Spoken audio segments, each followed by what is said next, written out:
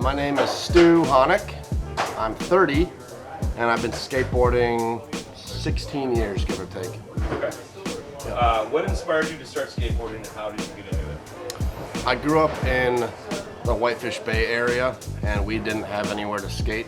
But I had a buddy of mine move in from the Illinois area, I can't remember exactly where, and we were told that we looked like identical twins, and he skated. So I just naturally kind of followed along, got into it, and we discovered that there was like a small tennis court at Estherbrook Park that we would just go to. Had nothing there until it kind of became like people would just bring their shit, bring their little wood ramps, bring their little whatever. And yeah, I mean, I just kind of followed suit with a couple of my friends and never quit. How has skateboarding changed over the years? Holy shit.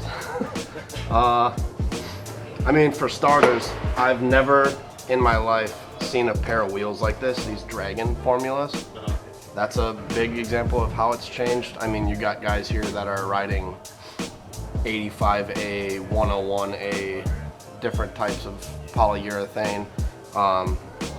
For me, skateboarding in my mind has changed very culturally. But I mean, you got your different graphics, different boards, different types of wood, different everything. So I guess that's like a default answer. Sure. But I've seen skateboarding change, I'd say for the most part, very culturally. There's a lot of, like, if you're not in this clique type feel, you're not gonna be welcomed, you're not gonna be like even given a head nod at some places or at some skate parks, but I've never found that problem with these guys. So. What are some of the biggest challenges you faced while skateboarding, and how did you overcome them? My first time ever skateboarding, dropped in on a 4-foot mini ramp and snapped my collarbone. I was a 14-year-old kid, and I had no idea, you know, is this gonna ruin anything that I ever wanted to do ever again? It didn't. Right. But I never played sports in high school or middle school. I kind of just like nature walked and fucking ran around the neighborhood. But I couldn't stop skateboarding after that. And I've broken it 6 more times since. The same collarbone. I don't know how I keep doing it. It's been a long time since the last one, but for me, I guess, so after I broke my collarbone for that first time, dropping in was like a huge issue for me, and I stayed away from mini ramps, I stayed away from bowls, and I was kind of just doing the thing where you just hop down in there, kick, turn, and carve. Right. And I've always been like a street skater, I guess you would say. Yeah. Ever since, even right now, you won't catch me in the bowl more than like twice. This whole session, yeah. How has the skateboarding community evolved over the years, and what role do you play in it? It has evolved in my eyes, and I actually kind of talked to someone about this maybe a couple weeks ago. There's been like little man-made contests here and there that I've seen. I got to be a part of one of the kids from Skate Club's birthday party jams that he had here, and it was like a little contest.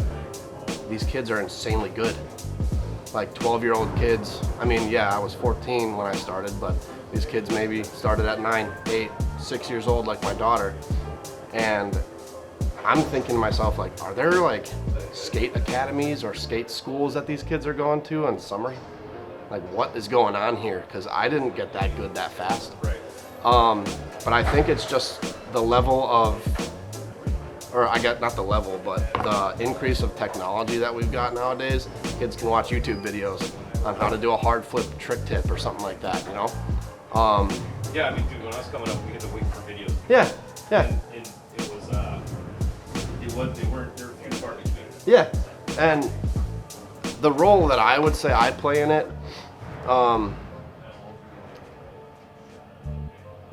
I don't necessarily contribute. I mean, I pay for skateboarding in scabs, blood, and messed up fucking skin and bones, but I mean, positive attitude. Yeah, I have a very positive attitude every single day. I'm like a very outdoorsy type person. You cannot catch me depressed when I'm outside or when I'm physically active whatsoever.